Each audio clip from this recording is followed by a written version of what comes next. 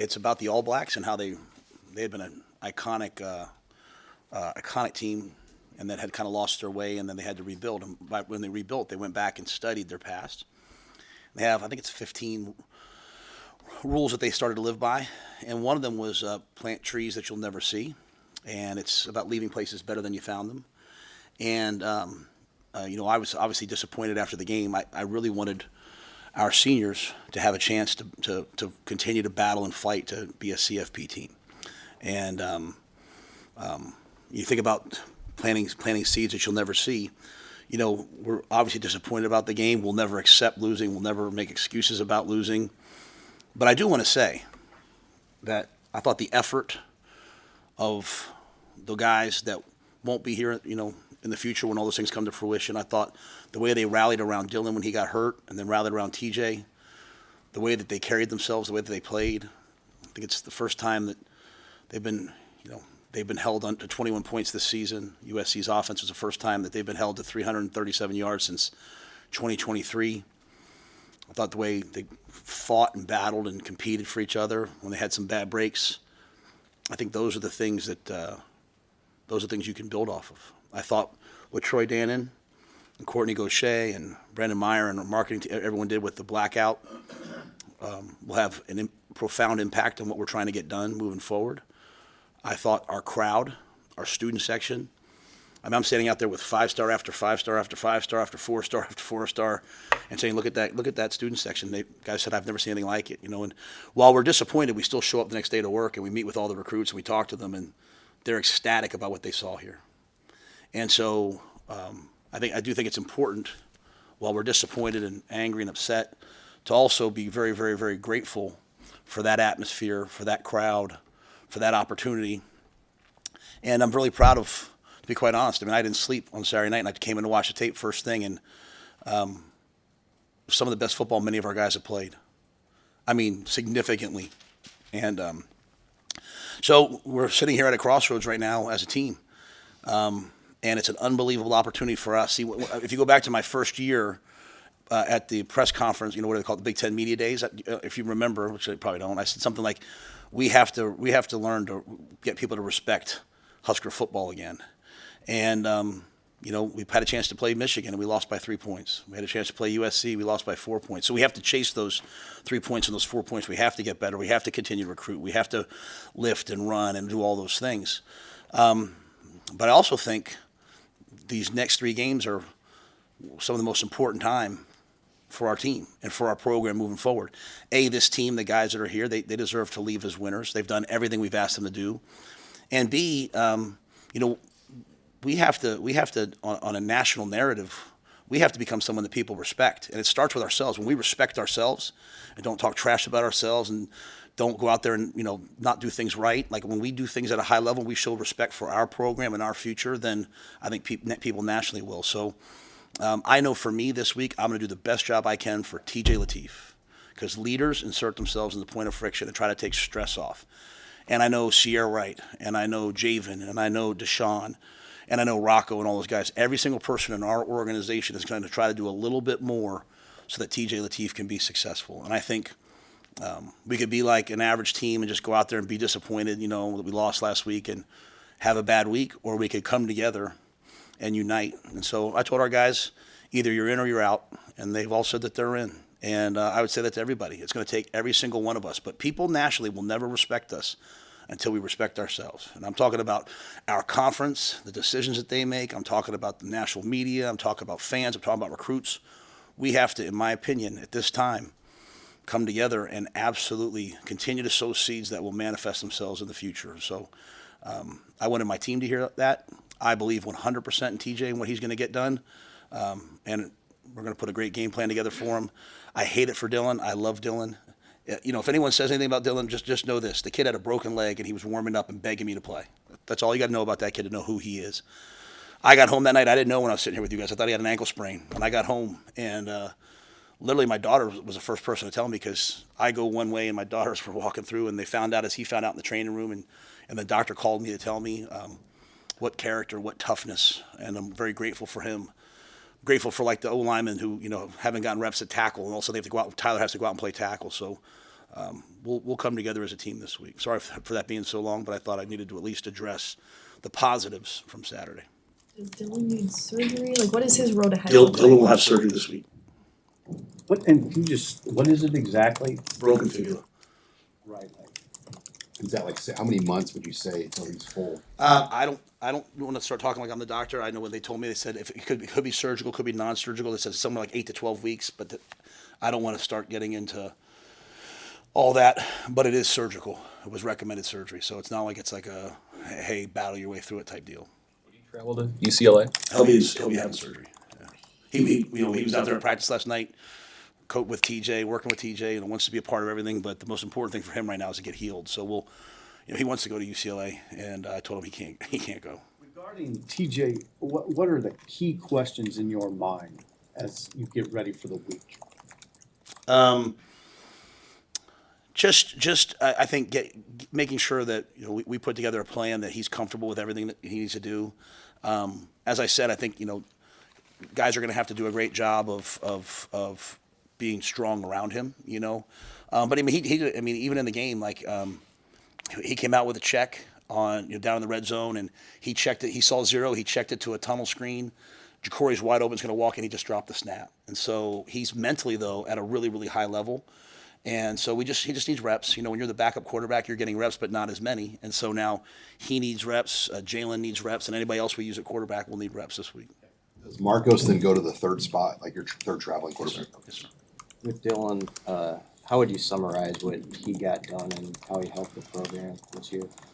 Yeah, I mean, I thought, I think Mitch asked me a great question. I didn't know how to answer. Like, hey, I thought we were in a great spot in that game. Like, we had done a great job of establishing the line of scrimmage, running the football, not taking sacks, and I felt like, we got to that point where, like, hey, we were going to be able to really kind of open up in the second half and kind of take off. And, but Dylan, to me, when Dylan decided to come here, he legitimized coming to Nebraska on the national recruiting scene, and that's allowed us to get other big-time players. He played as a freshman, which is, you have all the accolades and you take all the arrows. He came in this year. He was better. He was in better shape. He's grown as a leader. And as miserable as this time's going to be for him, this is a really good time for him as well. He's going to have a chance for once to sit there and watch. I think that's really valuable for when you don't have the pressure of playing. You get to sit there and watch and learn. I know he'll be involved in game planning and ideas, and he'll rally around TJ. I mean, it's just I got a text from TJ's dad saying, hey, on behalf of please don't let Dylan know how much we care about him. Then I got a text from Dylan, can I please go travel for TJ? And then he's just such a great teammate. And if you watched it, after he got hurt, every single player on our team, I think, went up to Dylan and hugged him and said, hey, we got you. And no one knew what it was at the time. They just thought it was an ankle. So I think when you have a player that gets that much notoriety and accolades, and he's as humble and as team as Dylan is, it sets the tone for everybody in the building. How did TJ win the backup job back in training camp? And you've been through this before with true freshmen and other places. How do you prepare a true freshman for this season? Yeah, I think. I think he's really smart. So he was always on time, always knows the progressions, always knows the checks. So you can trust him in those things. He's got amazing arm talent. He can spin it, and he can run. He can move. So I think when you're playing, young players. Pat Stewart had mentioned this to me like a couple weeks ago, just in the NFL. One of the guys he was with the Patriots with had said, if you want to draft a quarterback and play him young, he better be able to run because the game goes fast and you have to move. Even in the game the other day, you saw TJ was able to run some zone read RPO plays. The guy wasn't open. He was able to run. He was able to run on some plays, and so I think he was able to just kind of bring a little bit of all that to light. And so, this week to me is not about TJ. At least my message to our guys. It's about everyone else making this where every single person has to do their job at such a high level that TJ can just do his job and not try to do anything more. But TJ can do his job. He's an excellent player, and I think everyone's going to see him play really, really well. How do you go about starting to talk with him or prepare him at all for not just the fact that it's his first start, but that it's at the Rose Bowl, right where he grew up? Yeah, I think we have, is it 6 guys, going back home, to California, which I think is cool. And I think California is an area we want to continue to recruit. USC, we were before the game. We had a bunch of kids from California. USC's coaches were kind of creeping over to him. I told them get away from the guys. I mean, good for them. Those are great guys on that coaching staff. I don't mean that in any way other than just being funny. But I think it's going to be exciting for TJ. One of the things that has impressed me the most about him since he's been here is just his humility. He's just one of the guys. He's just a great young man. I mean, he gets good grades. He's never on a list. He's never in trouble. His family's awesome, and so, I coached him on Sunday like he was a veteran. I mean, I showed the opportunities we could have had. Hey, if you do this, because I want him to know that I have so much confidence in him that I'm going to coach him like Dylan. And Sam asked a great question after the game where he said, hey, maybe could you guys have taken a couple more shots? Well, they were called, and sometimes they were there. And whether it was protection, whether it was he ran instead, and so TJ's our starting quarterback now, and he's a starting quarterback in Nebraska. So when I talk about people respecting us nationally, it's part of that is us too. Like he's got to go play the way guys play, and I can't wait to see him play. I mean, for me, that's why I talked about this time for us. Like, okay, Matt, you think you're a good coach? Okay, Dana, you think you're a good coach? Now go do this. Go win these games. Go take a freshman on the road twice and come back and play your rival.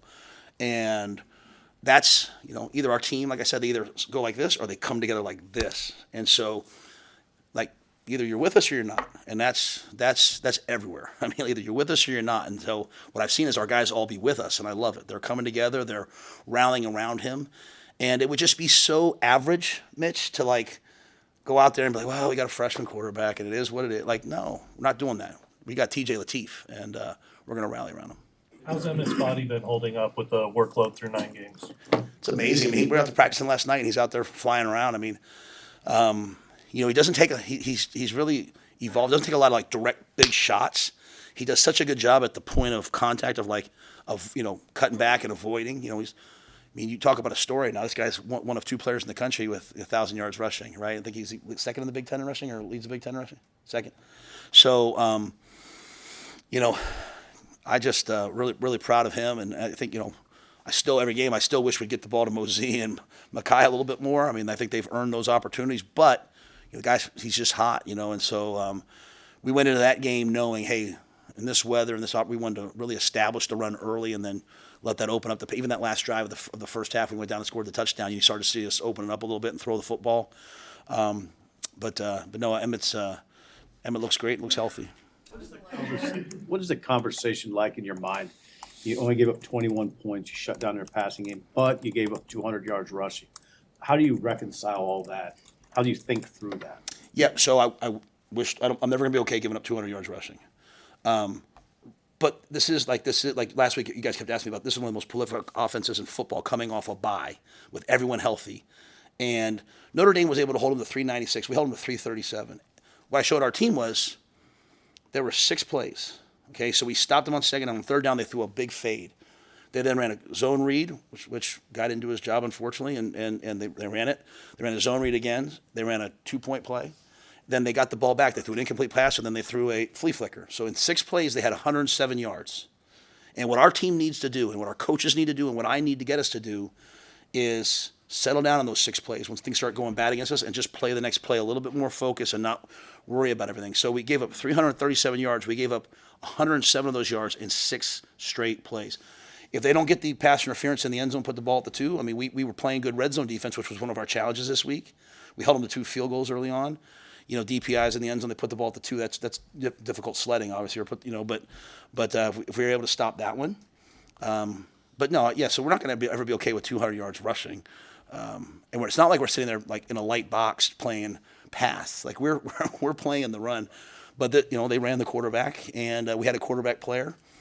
We got to make those plays. But it was just they're an excellent running offense, and we knew it was going to be a challenge all night. And I was really proud of the guys. They tackled well. The least amount of yards after contact we've had in several weeks. So they had their best week of practice, preparation, everything, and they showed up to play. And wish I could have helped them get 4 more points. That said, UCLA this week will challenge you with another running quarterback. What have you seen from Nico and how much they run him, and just the challenge will be to kind of slow him down? Yeah, he's elite. He's an excellent player. Obviously he leads them in passing. He leads them in rushing. So it's really a tale of 2 seasons. You take out the first part of the year, right? They're 3-2 in the Big Ten. They're 3-2 under Coach Skipper. In the Penn State game, he was their leading rusher. He willed them, and it was really not even design runs. It was drop back, quarterback scrambles versus man and versus, I wouldn't even say, not even like undisciplined passing lanes. He's just that athletic. They were running him some design quarterback runs earlier. He started getting hit a lot. I'm sure coming off a bye, there'll be some design quarterback runs. And so I have the utmost respect for him as a player. His dad was here this summer at the Adidas 7-on-7. He was a great guy to get to know, great to know. We recruited his younger brother.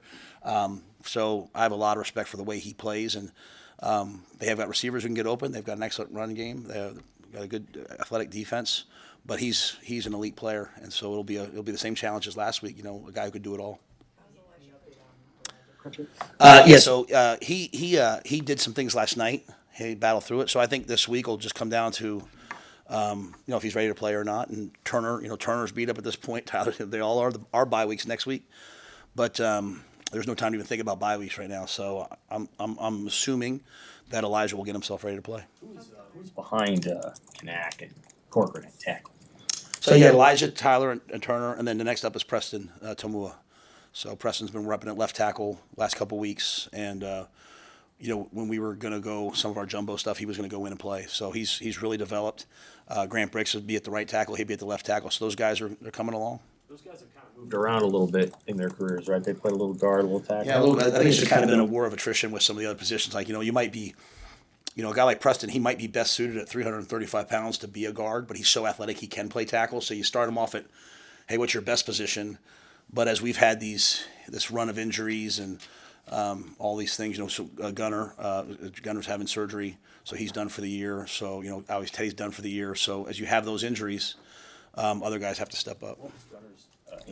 Knee. And not an ACL or anything, just cartilage meniscus, that type of stuff. Coach, I don't know what the atmosphere is going to be like on Saturday, but is it still a cool deal for your kids and even you as a coach to coach in the Rose Bowl? You'd have to ask the players. I don't know if they watch anime or watch football now. It depends on who it is. I was a GA at UCLA. It was one of the best times. Julie and I had no kids. We were so poor. We didn't have enough money to this is true now. Get the pilot light turned on in our house, so we had no heat, no electricity, but you didn't really need it. We had a 1-bedroom apartment. I got a little motor scooter because you could park for free on campus. She was the breadwinner. She she had a great job for us. And it was just her and I, and so I finished my master's degree at UCLA.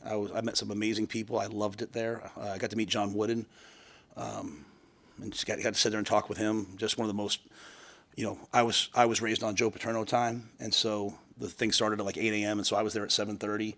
Not a lot of other people were there at 7:30, so he spent like 20 minutes talking to me where I was from, and at the end of it, there's 200 people in the room, and as I was walking out, he said, "Give my best to Julie, Matt." Like, just the most amazing man. So, yeah, for me, going back to UCLA and going back to the Rose Bowl, as a player at Penn State, we went to the Rose Bowl. I didn't play in the game, but I was there, and then I had a chance to coach there under Coach Snow. It'll be awesome. And I worked with Kelly Skipper, Tim Skipper's brother. He was our running back coach, and so I think Tim's doing a great job, and Jerry Neuheisel, the OC, is doing a great job. So they've got things rolling. So it'll be an unbelievable battle, an unbelievable challenge. You mentioned watching back the film, there were some guys you felt were playing their best football. Any specific guys that stood out in that? Yeah, I'd say across the board on defense. I mean, it was by far defensively I don't want to single anybody out because like Rex Guthrie made plays, Donovan Jones made plays, our linebackers all made plays, our D line came off striking, getting off blocks. I mean, you saw Keelan flashing, you saw Petschok. I think you could see him really accelerating his. He's got it figured out now. So. When I talk about planting seeds, like those guys, like they played early, they try to figure it out, and now you're starting to see it come to fruition. I thought our offensive line, to have 188 yards rushing and literally in the second half, I mean, it was just like they put everyone down there, and and we still continue to make plays. I was proud of them. Luke Lindemeyer, and just across the board. I mean, Jacory, you wish Jacory had more production because he was wide open a couple of times, but just couldn't quite make the plays happen. But they all flashed and played hard, and so we'll have to just do it again, but do it better this week. After Minnesota, you said good teams don't lose back-to-back games. By the way, as a great coach, Steve Kerr always says. What's the message that you have for the team this week? Yeah, so to me, why do you lose back-to-back games when you're still living in the past and you're letting that upset you? Letting they always say as coaches, like, don't never let a loss beat you twice. You're thinking about last week. We quickly moved on from last week. No, we went through the tape.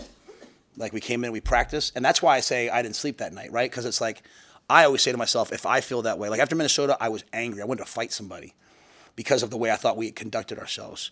I was disappointed in this game because I thought we battled and we had really tough situations, whether it's the pass interference in the end zone or whether it's, Dylan going down or whatever. And the guys I kept seeing them rally and taking it to another level and fighting, so I was proud of the effort, but not, the result's not good enough. And so I think the key to us was to tell the guys, like, hey, you had your best week of all this. You've gotten better every week with your preparation.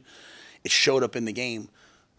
You have to now do that again, and you have to do it even better this week. And so you can't go through the motions. And I think the message for our guys about, rallying around each other and making it about us. And when I say us, I'm talking about all of us. I'm not just saying the football team. I'm talking about all of us. Like, you're with us or you're not, right? And so, like, that crowd, like, not many people have that crowd that we had.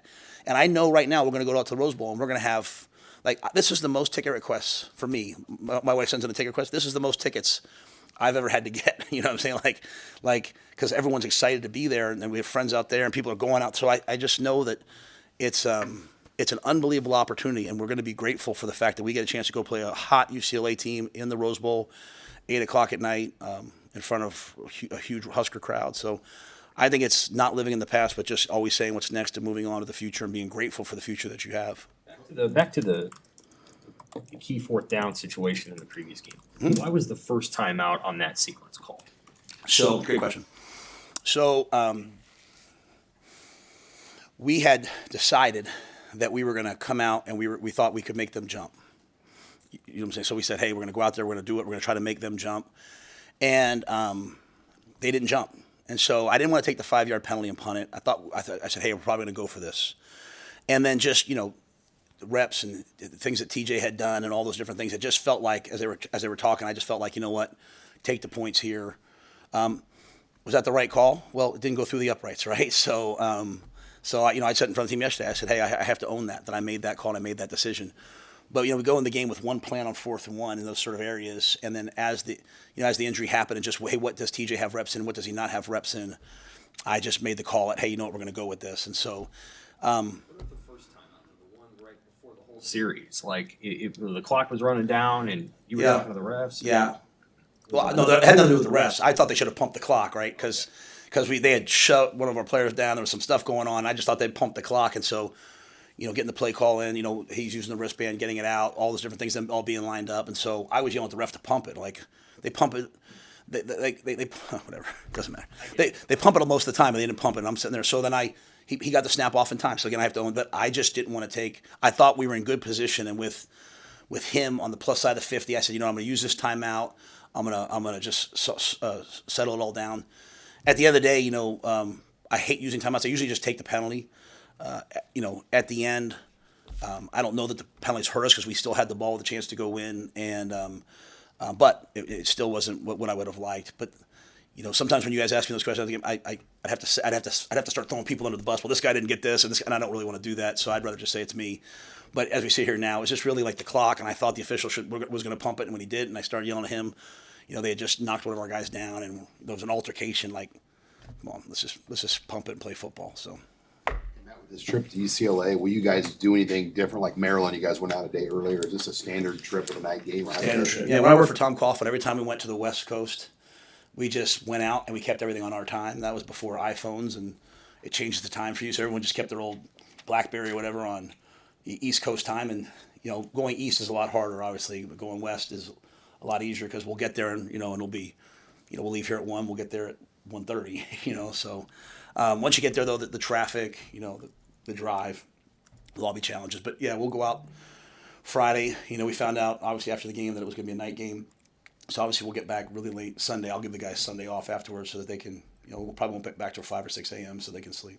With TJ, you've mentioned before, Glenn Thomas holds those guys, not Dylan, to the same standard as Dylan. How much is that useful at this moment, I guess? I think it's great. And, our process, a lot of guys when they come in, they're struggling with it. They're used to like, hey, in a period, hey, we'll give 10 reps to the ones and 4 or 5 reps to the twos, and we don't do that. We give equal reps to the ones and twos, and I think you can see why now, right? Because now you have your backup right tackle, you have your backup left tackle, you have your backup quarterback, and thankfully they've been getting reps all year, so they've been trained. Now in game week, the quarterback gets a few more reps, so I'm hopeful this week, and we'll probably give TJ some more reps this week just to make sure he feels really good about everything that we're doing. That's, I told the team last night, like, hey, I know it was a late game, but we're going to go out and practice tonight. I think TJ needs that, and every guy was like, yeah, they do. You talked a lot about Sierra. So has John. But can you comment on the job that he did on Lemon Saturday night, and how maybe it's sometimes hard to judge him because the stats aren't there since nobody's thrown at him? Yeah. I think when you're a really good corner, a really good DB, you shouldn't have a lot of stats. Now, what happens is sometimes in college football, there's a lot of teams that play a lot of zone coverage, and so guys will have 4 or 5 picks. You see it sometimes when guys come up in the portal. To be quite honest with you, Mitch, like they'll say this guy has 6 picks, and you watch him, and then you watch his man-to-man reps. You're like, wait, he's not really a great cover guy. This ball got tipped, and he caught it because they're all playing with vision of the quarterback. We play probably 60 to 70% man or match coverages, and so our eyes are on the DBs, and so that's why I said to Sip earlier, like it's not like we're sitting there playing with light boxes and trying to defend the pass. We're playing man, you know what I mean, and just saying, hey, we're going to try to defend the run and stop you. So I think Sierra's been fantastic. I think Donnie, Mar, all those guys in the back end have played really, really good football. Rex Guthrie stepping up, but Sierra. When you play, he made the move to go into nickel, and when you play nickel, you have to defend the run. You have to be able to go play a half. You have to be able. So he does a little bit of everything.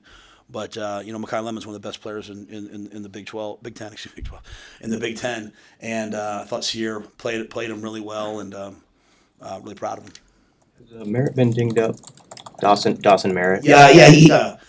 He was questionable for the game. Got banged up last week in practice, so I'm hopeful maybe we can have him this week. I am not sure though as of right now. He didn't go last night. We'll see if he goes tomorrow. Was Cortez Mills available last week too? Yeah, I believe he was out there at one point. So. What about Quinn Nye? I just pulled his hamstring late in the week, so he was. We warmed him up before the game, tried to get him moving around, and just wasn't able to go.